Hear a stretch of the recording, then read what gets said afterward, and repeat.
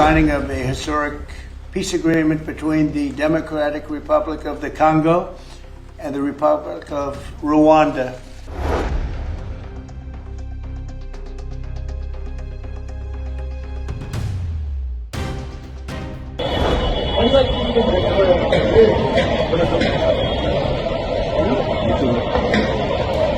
The Democratic Republic of Congo and Rwanda on Friday signed a peace deal aimed at ending a decades-long blood conflict between the two Central African neighbors. The peace deal brokered by the United States was signed by the DRC's Foreign Minister Theresa Wagner and her Rwandan counterpart Oliver Nduhungirehe at the U.S. State Department's Treaty Room in the presence of Secretary of State Marco Rubio.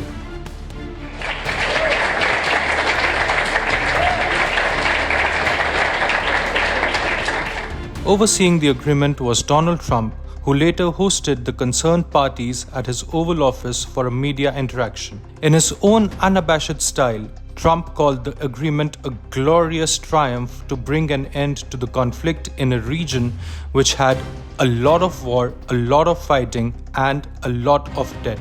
So we're here today to celebrate a glorious triumph, and that's what it is, for the cause of peace. And this is a long time waiting. The signing of a historic peace agreement between the Democratic Republic of the Congo and the Republic of Rwanda.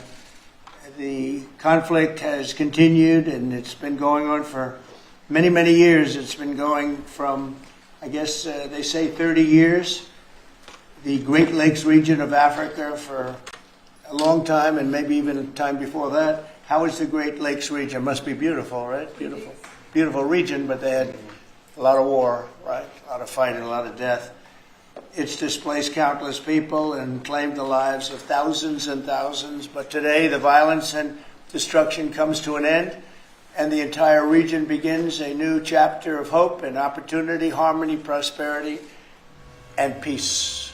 Now, exactly a week before this treaty was signed on June 20th, Trump, who touts himself as a peacemaker, had posted on Social Truth, "I won't get a Nobel Prize for this."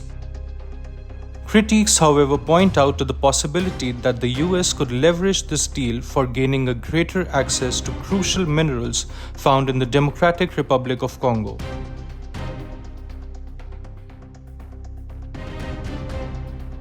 Now, while the signed peace agreement does not specifically forfeit any mineral rights to the US, the document does include a framework to expand foreign trade and investment derived from regional critical mineral supply chains to link both countries with the US government and US investors.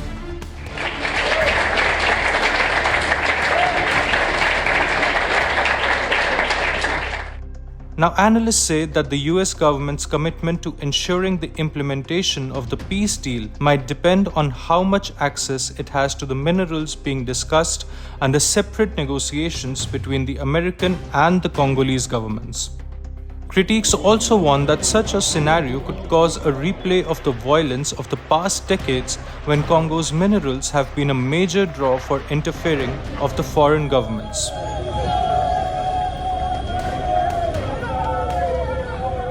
There are also fears that the peace deal may completely fail in bringing peace to the war-torn region after all. Now, this is because the Rwandan-backed M23 rebel group, which is the most prominent armed group in the conflict, has said that the agreement is not binding on them.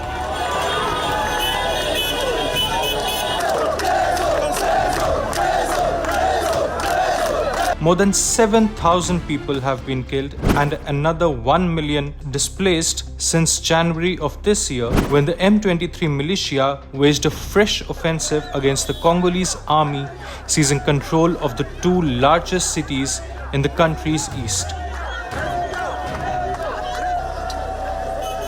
Now, there are also big question marks over the credibility of the governance and justice system in Congo, a country which has historically seen corrupt officials and perpetrators of injustice go scot-free.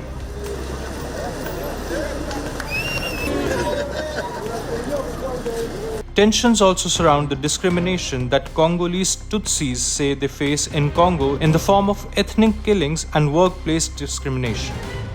The Tutsis group is largely associated with the Rwanda, and the M23 group claims to be fighting for the Tutsis, although critics say that it is just a pretext to justify its own violence.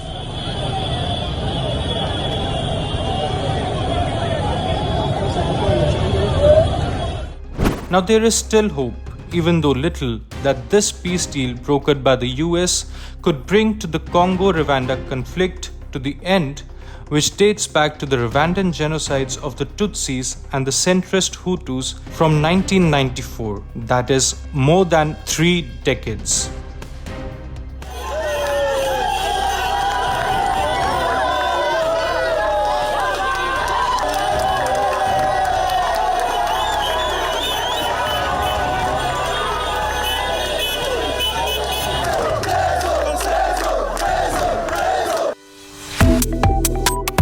Subscribe to One India and never miss an update. Download the One India app now.